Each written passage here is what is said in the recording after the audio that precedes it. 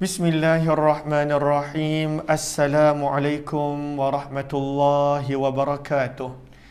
Bismillah, alhamdulillah, wassalatu wassalamu ala habibillah Sayyidina Muhammad ibn Abdillah wa ala alihi wa sahbihi wa mawalah. Subhanaka la ilma lana illa ma 'allamtana innaka antal alimul hakim. ولا حول ولا قوة إلا بالله العلي العظيم. اللهم رب اشرح لنا صدورنا ويسر لنا أمورنا واحلل عقدة من ألسنتنا يفقه أقوالنا. اللهم فكهنا في الدين وعلمنا التأويل. اللهم ألهمنا مراشد أمورنا وأعذنا من شرور أنفسنا برحمتك يا رب العالمين والحمد لله رب العالمين. Alhamdulillah, thumma alhamdulillah. Apa khabar sahabat-sahabat semua? Selamat malam. Salam pertemuan dalam perkongsian santai di mana kita akan membaca, berkongsi sedikit sebanyak berkenaan tentang umrah dan juga ziarah. Sebelum daripada ini, kita ada buat berkongsian tentang Syama'il Muhammadiyah. Namun Syama'il kita akan sambung, sebab ini pun kali kedua kita baca Syama'il. Kita dah pernah khatam sekali. Syama'il kita akan sambung bila khatam kitab Al-Adhkar yang akan khatam dalam tempoh beberapa hari ataupun minggu ini, insya-Allah. Lalu ahlan-ahlan kepada sahabat-sahabat semua, Lala dan juga sahabat-sahabat lain yang berada di TikTok, Muhammad Adib, Zakri dan juga semua sahabat-sahabat lain di FB pula. Ahlan-ahlan kepada Fauzan Muhammad, Cik Ani, Haji Razai, Tiana, Salmah Jaafar, Fatimah Nordin dan juga semua sahabat-sahabat yang lain. Mungkin tak ramai yang akan berangkat menunaikan umrah dalam masa terdekat. Namun saya akan berangkat pada 17 hari bulan 11 ini. Maka sebenarnya buku ni saya sedang baca. Tapi bila saya fikir balik, kalau saya baca seorang, maka saya seorang sahaja yang dapat manfaat. Maka sebab itu sambil saya baca sendiri, saya nak juga kongsikan ilmunya kepada sahabat-sahabat semua. Nanti mudah-mudahan Allah jemput untuk menjadi tetamu Baitullah, menjadi tetamu Rasul sallallahu alaihi wasallam. Maka nanti boleh pada waktu itu jadikan buku ini sebagai panduan. Ianya bukanlah seperti khusus umrah. Khusus umrah kita hanya fokus kepada ibadah umrah tersebut. Tapi buku ini dia merangkumi berkenaan tentang umrah dan hukum ahkam mengikut mazhab Asy-Syafi'i, dan juga ziarah makam Nabi sallallahu alaihi wasallam, ziarah tempat-tempat bersejarah yang ada di kota Mekah dan Madinah. Dan ianya ditulis oleh Sayyid Muhammad Amin rahimahullahu taala, seorang ulama muda yang masih hidup. Mudah-mudahan pada waktu itu kita dapat manfaat daripada buku ini, daripada kitab ini, insya-Allah. Lalu buku ini dia tebal, tapi dia punya tulisan tu adalah sedikit demi sedikit. Lalu insya-Allah mudah-mudahan kalaulah ada di antara sahabat-sahabat yang tahu ada kawan-kawan yang akan berangkat menunaikan umrah ataupun berhajat untuk menunaikan umrah, boleh tag mereka, boleh jemput mereka. Mudah-mudahan menjadi akan manfaat untuk semua. Lalu penulis buku telah tulis buku ini pada 30 Mac. Beliau telah selesai tulis buku ini pada 30 Mac tahun 2018 bersamaan dengan 13 Rejab tahun 1439 Hijrah. Maka penulis buku mulakan penulisan buku beliau tentang ibadah umrah. Apakah itu bila kita sebut umrah? Apakah umrah yang kita sebut? Ain, mim, ra dengan ta marbutah, umrah. Apakah maksud umrah? Maka kata penulis buku, daripada sudut bahasa Arab, perkataan umrah memberi erti az-ziyarah, ziarah. Kita menziarahi sesuatu. Itu daripada sudut bahasa. Daripada sudut bahasa, umrah maksudnya adalah ziarah. Akan tetapi daripada sudut syariat, daripada sudut istilah, Daripada sudut bila kita sebut umrah, apakah maksud dia? Maka kata penulis buku, daripada sudut istilah, umrah memberi maksud menziarahi, menuju Kaabah untuk menunaikan ibadah umrah. Lalu itu maksud umrah.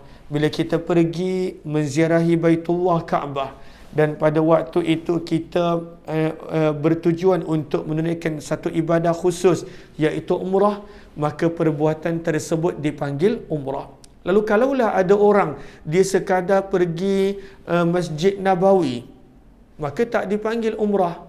Kalaulah ada seseorang itu dia menziarahi Baitullah tetapi dia tak niat umrah, dia pergi contohnya untuk meeting ataupun untuk jumpa orang ataupun untuk urusan perniagaan, maka perbuatan tersebut tak dipanggil umrah. Umrah adalah perbuatan menziarahi Baitullah dengan niat untuk menunaikan satu ibadah khusus yang kita panggil sebagai umrah. Apakah dalil dan kelebihan umrah? Masya Allah. Maka penulis buku bawakan dua hadis banyak kelebihan umrah. Yang pertama adalah hadis riwayat Ibnu Majah, sabda Nabi SAW, al-umratu ila al-umrati kaffaratun ma bainahuma wal hajjul mabrur laisa lahu jaza illa al-jannah. Sabda baginda Nabi SAW, satu umrah ke umrah yang lain akan menjadi asbab kafarah pengampunan dosa. Daripada sini juga dalil galakan untuk memperbanyakkan umrah. Kerana daripada satu umrah ke umrah yang lain pada waktu itu adalah pengampunan dosa, sabda baginda Nabi SAW. Bahkan dalam mazhab Syafi'i, tidak ada masalah untuk pada waktu itu berterusan melakukan umrah. Tak ada. Contohnya kita setiap hari nak buat satu umrah, dalam mazhab Syafi'i tidak ada masalah, bahkan pada waktu itu digalakkan. Maka sabda Nabi SAW bahawa daripada satu umrah ke umrah yang lain, kaffaratum ma bainahuma, adalah kafarah, asbab pengampunan dosa. Sebab itu kita digalakkan untuk memperbanyakkan melakukan umrah. Kemudian sabda Nabi SAW, dan haji yang mabrur tidak ada ganjaran untuknya kecuali syurga. Kalaulah seseorang itu dia buat haji dan hajinya mabrur, hajinya diterima, maka jawab balasannya adalah syurga Allah Subhanahu Wa Taala. Ini adalah hadis riwayat Ibnu Majah. Kemudian dalam hadis yang kedua, hadis riwayat Bazzar dan Ibnu Hibban, daripada yang mana Nabi SAW bersabda, tabi'u bainal haji wal umrah. Sabda Nabi SAW, sambungkanlah, maksudnya buat berturut-turut, lakukan dengan kerap antara ibadah haji dan umrah. Pada waktu tu kalau kita mampu haji kemudian umrah, ataupun umrah dan kemudian umrah yang lain. Kerana sesungguhnya menyambungkan antara haji dan umrah dapat menghilangkan kemiskinan dan dapat menghapuskan dosa-dosa sebagaimana besi yang dibersihkan daripada kotoran dia. Sebab itu memang betul, orang yang pergi haji insya-Allah akan dimurahkan rezeki. Orang yang pada waktu itu pergi umrah akan dimurahkan rezeki. Kerana sabda Nabi SAW, orang yang kerap buat haji dan umrah. Tapi kalaulah kita ada banyak duit, kita bantu juga, kita tajir juga orang lain untuk buat umrah. Namun tak ada masalah kalaulah seseorang itu dia kerap melakukan umrah ataupun haji. Kenapa? Sebab Nabi SAW bersabda, akan menghilangkan kemiskinan. Tanfil faqar, akan menghilangkan kemiskinan, wadzunub, dan akan menghapuskan dosa. Seperti mana pada waktu itu besi dibersihkan daripada kotoran dia. Maka ini adalah hadis riwayat Bazzar dan Ibnu Hibban. Maka daripada dua hadis ini yang kita dapat ambil pengajaran adalah orang yang dapat melakukan pada waktu itu mungkin setiap tahun, mungkin setiap 3 tahun umrah dan haji, maka ataupun pada waktu itu umrah terutamanya, haji sukar pada zaman kita, maka sebenarnya itu akan menjadi asbab hilangnya kemiskinan dan akan menjadi asbab hilangnya dan terampunnya dosa-dosa.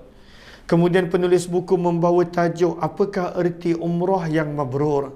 Mabrur bahasa Arab terjemahannya adalah diterima. Apakah tanda sesuatu umrah tersebut diterima? Apakah tanda umrah yang diterima? Maka kata penulis buku, para ulama menyebut umrah yang mabrur, umrah yang diterima adalah umrah yang tidak bercampur dengan dosa. Sebab itu rugi kalau ketika mana kita nak menjalani ibadah umrah, pada waktu itu kita masih tak meninggalkan maksiat dan dosa. Maka bila kita ada buat maksiat dan dosa, itu adalah antara tanda tidak mabrur umrah kita. Sebab kata para ulama, antara tanda-tanda umrah yang mabrur, iaitu umrah yang diterima, adalah perbuatan umrah, perjalanan umrah yang tidak bercampur dengan dosa. Itu satu.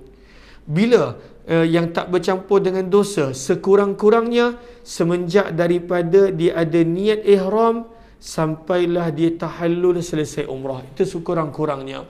Daripada mula niat sampai tahallul, pada waktu itu kalau boleh jangan melakukan maksiat dan dosa. Janganlah pada waktu itu nak bertengkar, janganlah pada waktu itu nak bergaduh, janganlah pada waktu itu nak menyakiti orang, janganlah pada waktu itu nak buat apa-apa. Jaga lidah, jaga perbuatan, jaga segala-galanya. InsyaAllah orang yang pada waktu itu boleh menjauhkan diri daripada maksiat dan dosa sekurang-kurangnya daripada awal dia niat umrah sampailah dia tahallul, sekurang-kurangnya. Mudah-mudahan itu adalah umrah yang mabrur, kata para ulama, umrah yang diterima.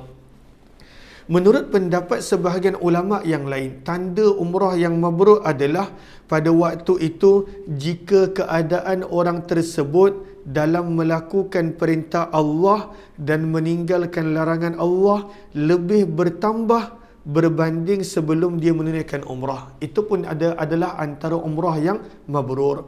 Contoh, sebelum dia buat umrah, maka pada waktu itu ada amalan yang dia tak buat. Tetapi bila balik daripada umrah, bertambah ketaatan dia. Maka mudah-mudahan itu adalah tanda umrah yang mabrur, kata para ulama. Maka ada dua tanda. Yang lebih mengetahui hanyalah Allah. Tapi tanda yang pertama adalah dia tidak mencampurkan dosa ketika mana melakukan umrah.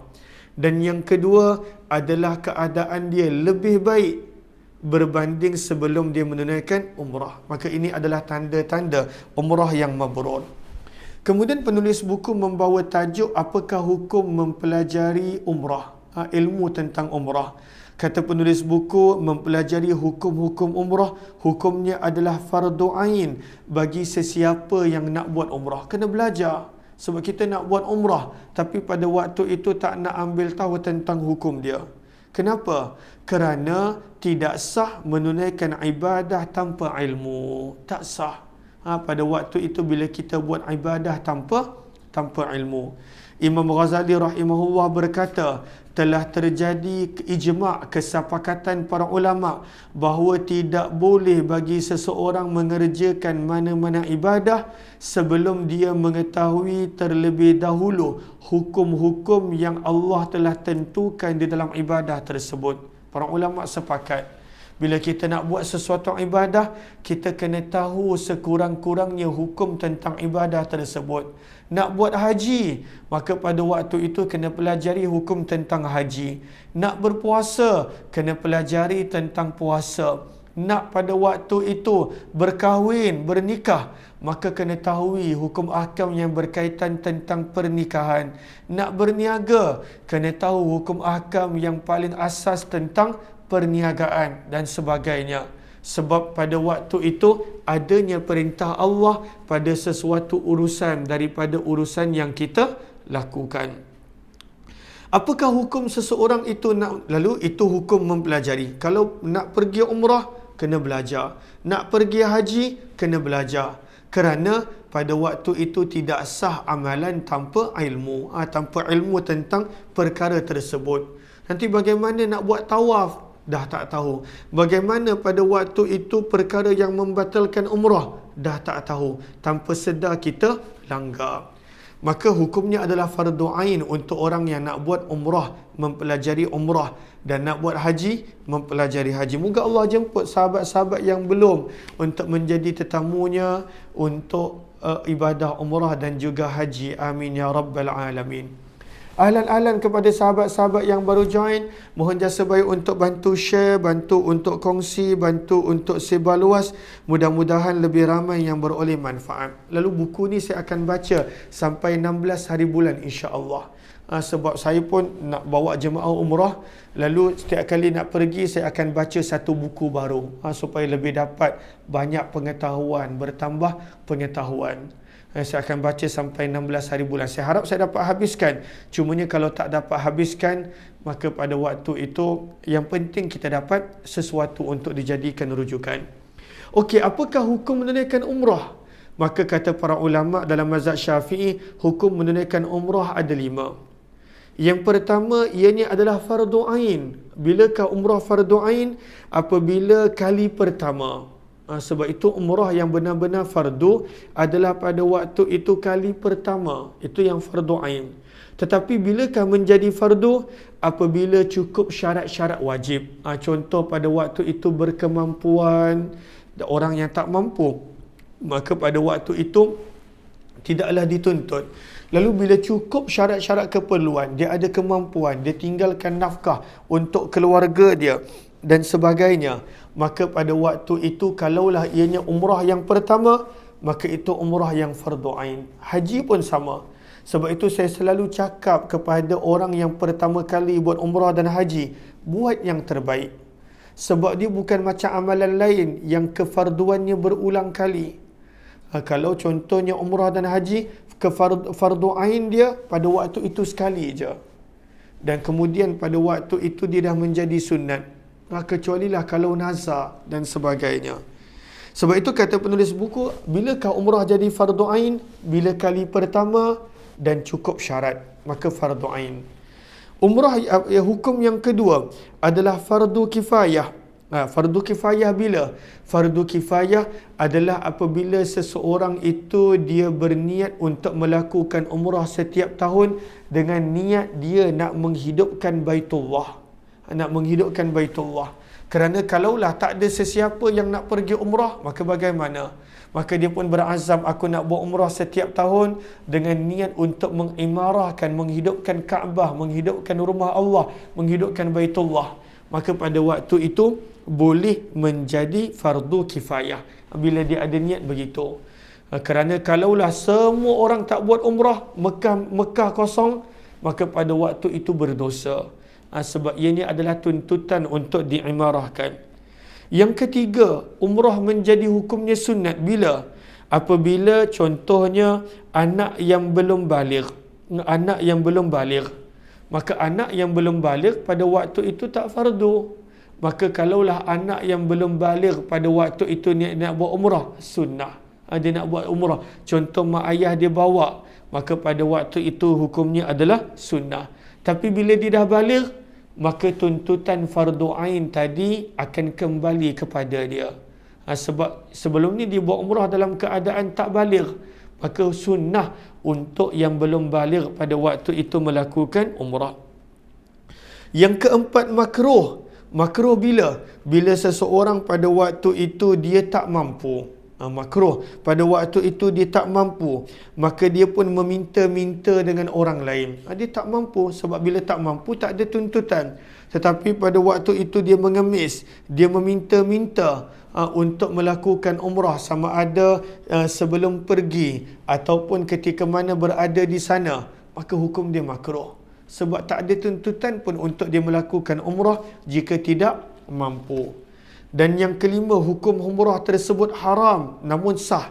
Apakah umrah yang haram namun sah? Iaitu umrah yang pada waktu itu bila seorang wanita tanpa mahram, dia pergi seorang-seorang. Dan ini perbahasan yang panjang lebar. Sebab dalam Islam, wanita dia patut bermusafir dengan mahram. Satu. Ataupun dalam ibadah haji ada keharusan, ada kebenaran kalaulah dia pergi pada waktu itu beramai-ramai dengan wanita yang lain, ada keharusan, ada perbincangan untuk haji. Adapun untuk umrah pada waktu itu saya tak pasti. Tapi wanita dia mesti bermusafir dengan mahram. Tapi kalaulah dia bermusafir seorang diri untuk umrah, bukan haji pun, untuk umrah, maka sebahagian para ulama kata haram. Sebab dia bermusafir seorang diri, sepatutnya dengan mahram. Dia bermusafir seorang diri, namun umrah tersebut tetap sah kerana cukup syarat dia, tapi perbuatan dia bermusafir yang seorang diri, maka pada waktu itu sebahagian ulama menyebut haram. Sebab wanita, dia Nabi SAW dalam hadis menyuruh untuk bermusafir dengan mahram. Kecualilah ibadah haji. Ibadah haji ada keharusan apabila dia bergabung dengan kumpulan wanita thiqah yang ramai. Thiqah maksudnya yang dipercayai. Maka pada waktu itu ada keharusan. Maka sebab itu, kalaulah mana-mana wanita yang nak buat umrah seorang diri, lagi-lagi zaman sekarang dah boleh buat umrah, tak perlu syarat mahram, maka pada waktu itu sepatutnya mencari mahram. Sebab ada sebahagian ulama menyebut perbuatan tersebut adalah haram apabila bermusafir seorang wanita seorang diri. Okey. Maka ini adalah 5 hukum. Termasuklah juga antara umrah yang haram, contohnya apabila niat dia salah. Contohnya pada waktu itu nak riak, menunjuk-nunjuk, nak berbangga dan sebagainya, maka pada waktu itu boleh jatuh hukum kepada haram. Okey, ini adalah ringkasan 5 hukum umrah. Ada ketikanya fardu ain, terutamanya kali pertama dan cukup syarat. Ada ketikanya fardu kifayah, bila niat dia pada waktu itu nak mengimarahkan Baitullah agar tidak kosong. Ada ketika menjadi sunnah, terutamanya untuk yang nak buat berkali-kali ataupun untuk kanak-kanak yang belum baligh. Ada ketika makruh, kalaulah dia tak mampu, tak cukup syarat, namun pada waktu itu nak mengemis meminta-minta. Dan ada ketika jatuh haram namun sah, iaitu ketika mana seorang wanita yang pergi umrah seorang diri dan pada waktu itu tanpa mahram, maka pada waktu itu jatuh haram, kata para ulama dalam mazhab Syafi'i. Ahlan-ahlan kepada sahabat-sahabat yang baru join, mohon jasa baik untuk bantu share, bantu untuk kongsi, bantu untuk sebar luas. Kata penulis buku, amalan-amalan umrah. Apa maksud amalan umrah? Ada amalan umrah yang dikenali sebagai rukun. Ada amalan umrah yang dikenali sebagai wajib umrah. Dan ada amalan umrah yang dipanggil sunat. Lalu kita nak kenal ni dulu. Mana satu amalan umrah yang rukun, mana satu amalan umrah yang dikira sebagai wajib, dan mana satu amalan umrah yang pada waktu itu sunat. Penting untuk kita beza. Sebab pada waktu itu, kalau ditinggalkan, berbeza hukum dia. Kalau meninggalkan yang rukun, maka pada waktu itu kita akan baca. Kalau meninggalkan yang wajib, berbeza implikasi dia. Kalau meninggalkan yang sunat, berbeza. Lalu penting untuk kita kenali. Ahlan-ahlan Al-Ashraf, terima kasih. Jazakumullah khairah Al-Ashraf, terima kasih. Di FB juga ahlan-ahlan Izan, Kamizah, Rasida Jabil, Cik Ani dan juga semua sahabat-sahabat yang lain. Maka jom kita nak kenal. Perbuatan umrah terbahagi kepada 3. Yang rukun, yang wajib dan yang sunat. Maka kata penulis buku rukun umrah. Apakah maksud yang amalan yang dikategorikan sebagai rukun? Iaitu amalan umrah yang mesti dikerjakan sendiri. Amalan umrah yang mesti dibuat sendiri. Tidak boleh diwakilkan kepada orang lain. Itu satu. Amalan ni kita kena buat sendiri. Yang kedua, dan ianya merupakan penentuan sah ataupun tidak. Maksudnya kalau tak buat je, tak sah umrah. Mesti kena buat. Dan yang ketiga, rukun umrah ini tidak boleh diganti dengan membayar dam. Tak boleh. Contohnya tak buat rukun umrah, lalu kita, tak apalah saya bayar dam. Tak boleh. Rukun umrah ni mesti kena buat. Dan pada waktu itu yang keempat, tidak boleh bertahallul keluar daripada ihram selagi mana belum selesai mengerjakan dia. Maka ini 4 perkara. Yang pertama, kita mesti sendiri kena buat. Tak boleh nak wakil-wakil. Yang kedua, pada waktu itu penentuan antara umrah kita sah ataupun tak sah. Sebab dia rukun. Dan yang ketiga, tak boleh ganti apabila kita tinggalkan dengan membayar dam ataupun fidyah. Dan yang keempat, mesti kena selesaikan. Kalau tak selesaikan, tak boleh tahallul, tak boleh keluar daripada ihram. Ini 4 definisi berkenaan tentang rukun umrah mengikut mazhab Syafi'i. Lalu ada berapa rukun umrah? Ada 5. Yang mana 5 ni mesti kena buat dan tak boleh keluar daripada ihram selagi mana tak buat 5 ini. Yang pertama adalah niat umrah, niat ihram, dan yang kedua adalah tawaf umrah, yang ketiga adalah sa'i, yang keempat adalah tahallul, dan yang kelima adalah kena buat dengan tertib. Ini adalah 5 rukun umrah. Niat ihram, tawaf, sa'i, yang keempat tahallul, sama ada dengan cukur ataupun pada waktu itu menggunting 3 helai ataupun cabut, dan yang kelima kena buat mengikut tertib. Bila tak ikut tertib, maka pada waktu itu kena kembali kepada tertib. Maka ini adalah rukun umrah. Mesti kena buat. Tak boleh nak wakil-wakilkan orang dan sebagainya. Yang kedua adalah wajib umrah. Wajib umrah ni berbeza. Dia kalau tak buat, maka pada waktu itu dia boleh diganti ataupun pada waktu itu boleh dibayar dam untuk menyempurnakan dia. Maka apakah wajib umrah? Wajib umrah adalah perbuatan umrah yang mesti kena buat. Dia sama macam rukun. Dan jika ditinggalkan, umrahnya tetap sah. Dia berbeza dengan rukun. Rukun kalau tak buat, tak sah umrah dia. Wajib umrah, kalau tak buat, umrah tetap sah, namun kena bayar dam. Itu beza antara wajib dengan rukun. Rukun kalau tak buat, tak boleh ganti dengan dam. Wajib umrah kalau tinggal, maka pada waktu itu umrah tetap sah, namun pada waktu itu perlu diganti dengan dam. Okey. Dan apabila ditinggalkan tanpa uzur, kalau dibuat dengan uzur, maka pada waktu itu tak berdosa dan disempurna dengan dam.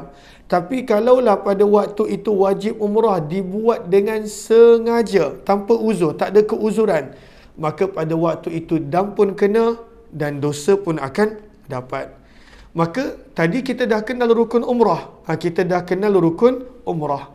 Maka pada waktu itu ada yang bertanya, kalau wanita belum berkahwin, maka boleh pergi dengan mak ayah, boleh pergi dengan adik-beradik lelaki. Kena pergi pada waktu itu dengan mahram. Kena pergi dengan mahram. Sebab kita nak buat ibadah, kena pergi dengan mahram untuk umrah. Kecualilah untuk haji, maka pada waktu itu ada keharusan sebab pergi beramai-ramai dengan wanita, kumpulan wanita yang dipercayai yang lain. Tapi kalau umrah, maka pada waktu itu pergilah dengan keluarga lelaki. Walaupun belum kahwin, pergi dengan mak ayah, ataupun pergi dengan adik-beradik lelaki, ataupun pergi dengan mahram yang lain.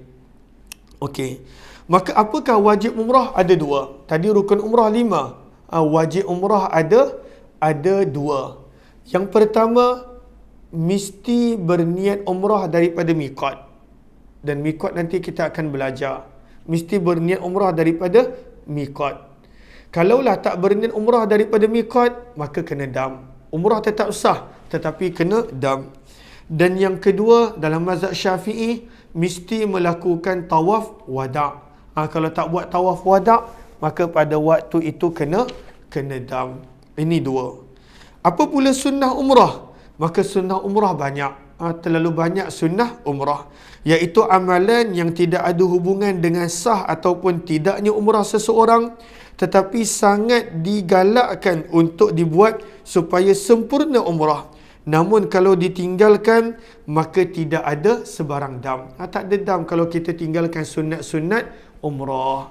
Maka sunat umrah terlalu banyak. Contohnya pada waktu itu solat sunat selepas tawaf. Contohnya pada waktu itu memakai ihram berwarna putih. Ini semuanya adalah sunat-sunat umrah. Lalu kalau ditinggalkan, maka pada waktu itu tidaklah perlu membayar dam. Contoh orang nak pakai ihram warna lain, boleh, tak ada masalah. Cuma sunnahnya pada waktu itu berwarna putih. Amalan-amalan ketika mana masih berada di rumah. Ini kalau kat rumah. sebelum kita tunaikan umrah, apakah amalan yang patut kita buat? Ini sebenarnya penulis buku banyak ambil daripada kitab Imam An-Nawawi dan para ulama yang lain. Kadang-kadang kita ambil berat selepas nak pergi, tapi sebelum pergi ada amalan-amalan yang patut kita kena jaga. Kata penulis buku, amalan-amalan sebelum berangkat menunaikan ibadah umrah. Yang pertama, kena taubat. Kena taubat. Kita patut pergi dalam keadaan pada waktu itu kita benar-benar nak kembali kepada Allah. Sebab kita pun bukan boleh pergi selalu. Walaupun kadang-kadang ada duit, tapi tak ada masa. Maka pada waktu itu, kata Imam An-Nawawi, digalakkan untuk benar-benar bertaubat sebelum pergi. Yang kedua, yang pertama, bahkan kalaulah kita ada ambil hak orang, pulangkan balik pada waktu itu hak orang. Pulangkan balik. Sebab taubat dengan manusia tak sempurna kecuali kita tak pulangkan hak orang lain. Sebab itu yang kedua, mengembalikan hak-hak orang lain yang kita pegang. Kembalikan balik hak orang lain. Termasuklah amanah. Pada waktu itu orang amanahkan kepada kita sesuatu, pulangkan balik. Takut nanti kalaulah kita meninggal dunia, waris kita tak tahu itu amanah, maka mereka faraidkan nanti perkara tersebut. Pulangkan balik amanah-amanah orang. Yang ketiga, kata para ulama, minta redha dengan ibu bapa.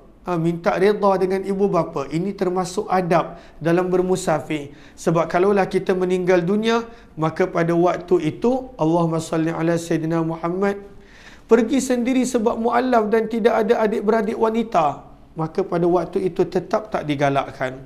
Wanita tidak digalakkan untuk bermusafir seorang diri, kecualilah untuk haji. Maka sama ada pada waktu itu dia berkahwin dulu ataupun bagaimana, untuk umrah tak digalakkan. Tak digalakkan untuk bermusafir seorang diri. Wanita, bahkan bukan sekadar untuk umrah, pada banyak perkara wanita tak digalakkan untuk bermusafir seorang diri. Ada hadis Nabi SAW tentang perkara tersebut. Tapi kalaulah nak pergi maka terpulang. Namun tak digalakkan. Tak digalakkan walaupun seorang diri. Kecuali lah untuk haji. Maka untuk haji tak mengapa. Memang satu flight, satu rombongan. Memang semua pada waktu itu berniat haji. Maka ada keharusan untuk haji. Mudah-mudahan insya-Allah. Walaupun syarat visa sekarang tak perlu umrah, tapi umrah ini adalah ibadah. Sebaiknya kita buat sebaik mungkin mengikut garis panduan baginda Nabi sallallahu alaihi wasallam. Mudah-mudahan insya-Allah. Okey. Yang ketiga, minta redha ibu bapa. Ini pun Imam Nawawi jelaskan dalam kitab beliau.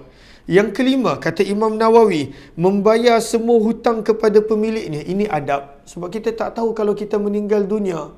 Maka orang yang mati syahid pun kalau ada hutang tak selesai urusan syahid dia.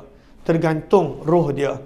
Maka bayar hutang kalau kita boleh. Ketika mana kita nak melakukan umrah. Kalau tak bayar sekalipun catat supaya kalau kita meninggal dunia, waris kita tahu. Yang keenam, menulis wasiat. Ini pun penting. Sunnah untuk menulis wasiat.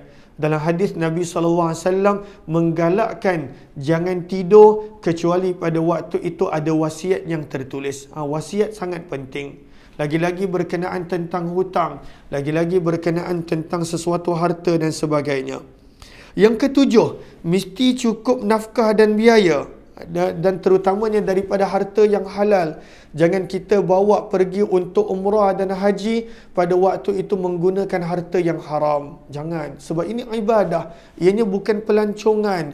Ianya bukan pada waktu itu. Ianya adalah ibadah. Maka kata Imam Nawawi, mesti daripada harta yang halal. Sebab kita tak dituntut pun untuk pergi kalau tak mampu. Kita tak dituntut pun untuk pergi kalau tak cukup syarat. Maka mesti daripada harta yang halal. Sebab kita nakkan umrah yang diterima. Bukan sekadar title, bukan sekadar gelaran. Dan pentingnya harta yang halal. Yang ke-8, ini adab. Ini bukan kemestian. Yang ke-8 kata para ulama, kalaulah kita pergi umrah dan haji, dan ini memang banyak para ulama catat, adalah bagus kita bawa lebih daripada keperluan. Tujuan dia apa? Bukan untuk shopping. Tak salah untuk shopping. Tujuan kita bawa lebih, para ulama galakkan adalah supaya kita boleh sedekah dekat Mekah dan Madinah. Kita boleh sedekah, kita boleh infak. Sebab Nabi SAW bersabda, antara ciri haji yang mabrur, it'amut ta'am, adalah orang yang memberi makan. Maka sebab itu para ulama galakkan, dia bukan rukun umrah, dia bukan wajib umrah, galakan, adab. Bila nak pergi umrah, bawa duit lebih sedikit, pada waktu itu kita infakkan kat sana. Ada orang infakkan dengan dia bagi ubat batuk, terutamanya pada musim haji, banyak orang batuk. Ada orang infak dengan dia beli air, dia bagi-bagi ke orang. Ada orang infak dengan makanan. Ada orang infak pada waktu itu dengan bagi duit terpulang. Maka sebenarnya memang catatan para ulama, bawa duit lebih supaya dapat membantu orang yang memerlukan ketika mana ibadah umrah. Kerana dalam sepotong hadis riwayat Ahmad dan Tabrani dan Al-Baihaqi, sabda Nabi SAW, an-nafaqatu fil hajj, orang yang berbelanja pada ketika mana ibadah haji, kan nafaqati fi sabilillah, seperti mana dia berbelanja pada jalan Allah, iaitu digandakan sehingga 700 kali ganda. Digandakan seperti 700 kali ganda. Maka kita digalakkan untuk berbelanja ketika mana haji dan umrah. Hadis riwayat Ahmad, Tabrani dan Baihaqi. Yang kesembilan, kalau kita nak buat umrah, perbanyakkan niat-niat yang baik. Jadi pada waktu tu kena jaga niat, nak mencari keredaan Allah, pada waktu itu nak mengimarahkan rumah Allah, pada waktu itu nak mendekatkan diri dengan Allah. Kenapa? Sebab lagi banyak niat, lagi banyak pahala. Innamal a'mal, sesungguhnya perbuatan, sabda Nabi, bin niat, jamak plural, bergantung kepada niat. Lagi banyak niat, lagi banyak pahala yang kita boleh dapat. Maka yang kesembilan, para ulama galakkan kita untuk memperbanyakkan niat. Lalu kalaulah kita tak memperbanyakkan niat-niat yang baik, itu datangnya bisikan syaitan untuk mengejar pujian, untuk mengejar nama dan sebagainya. Yang ke-10, kata para ulama, bila nak buat ibadah ni, perlu ada teman. Perlu ada teman. Terutamanya teman yang soleh, teman yang memberi semangat untuk kita membanyakkan ketaatan. Sebab kadang-kala datang rasa malas. Kadang-kala lagi dekat hotel, kadang-kala lagi tebal kemalasan dia. Maka kita nak ada teman yang pada waktu itu memberi semangat, yang memberi galakan untuk kita pada waktu itu memperbanyakkan ibadah ketika mana waktu ibadah haji dan umrah. Maka yang ke-10, kata para ulama, ada teman yang bagus, teman yang elok, teman yang salih, teman yang mengingatkan kita untuk memperbanyakkan ibadah. Yang ke-11, sebelum kita nak keluar daripada rumah untuk pergi ke airport, yang ke-11, tunaikan 2 rakaat solat sunat safar. Dan ini memang ada dalam hadis. Saya pun pernah kongsikan dalam video-video sebelum ini, sabda Nabi SAW, sebelum keluar daripada rumah, tunaikanlah 2 rakaat. Dan para ulama galakkan kita pada rakaat pertama, walaupun tak ada dalam hadis, pada rakaat pertama baca qul ya ayyuhal kafirun, pada rakaat kedua membaca surah Al-Ikhlas. Maka sebelum keluar daripada rumah, tunaikan 2 rakaat solat sunat sebagai seorang musafir. Ada hadisnya yang mana saya tak ingat dia punya lafaznya dan rujukan dia, tetapi saya pernah kongsikan dalam video sebelum daripada ini, rasanya minggu lepas ke apa. Kemudian ada juga kita telah belajar dalam kitab Al-Azkar, lepas habis solat pada waktu itu membaca ayatul kursi dengan niat menjadi perlindungan untuk apa yang kita tinggalkan. Ada sebahagian para ulama pada waktu itu galakkan kita untuk membaca surah Quraisy, kerana dalam surah Al-Quraisy pada waktu itu ada menjanjikan tentang keamanan. Ila fihim rihlatash syita'i was-saif, adanya memberi makna keamanan. Maka pada waktu itu baca surah Quraisy selepas daripada solat 2 rakaat. Kemudian yang ke-12, ini sunnah, kita dah belajar dalam kitab Al-Azkar.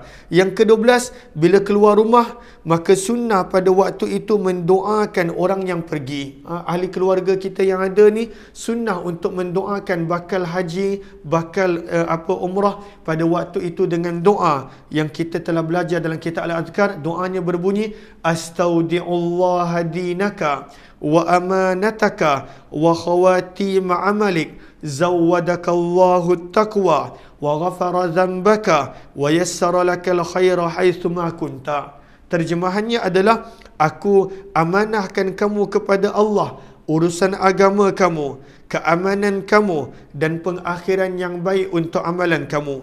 Semoga Allah memberikan kepada kamu bekalan takwa, mengampunkan dosa kamu dan memberikan kemudahan kepadamu di mana sahaja kamu berada.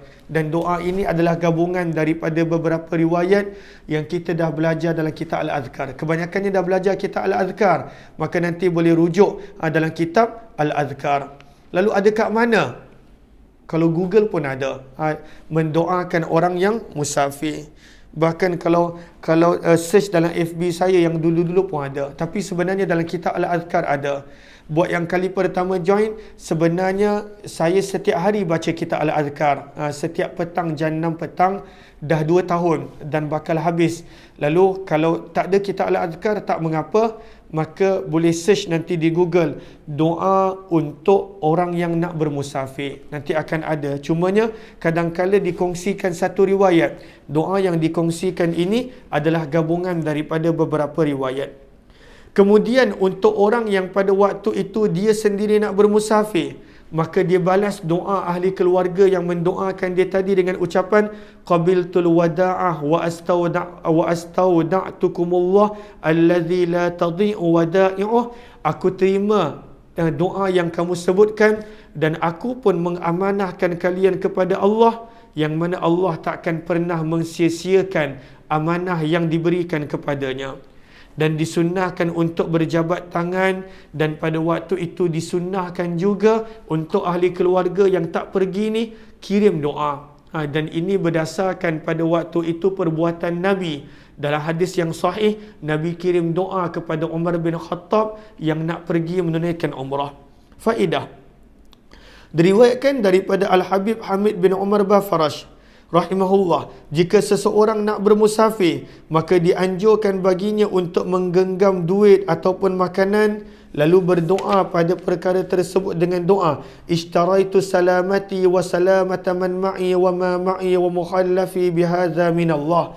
Yang mana terjemahannya, pada waktu itu aku beli keselamatan diriku dan keselamatan orang yang bersama denganku dan barang yang bersama denganku, dan apa yang aku tinggalkan ini dengan ini, dan pada waktu itu disedekahkan. Maksud dia niat dengan sedekah yang dia buat, moga Allah pelihara dia. Moga Allah pada waktu itu pelihara ahli keluarga yang dia tinggal.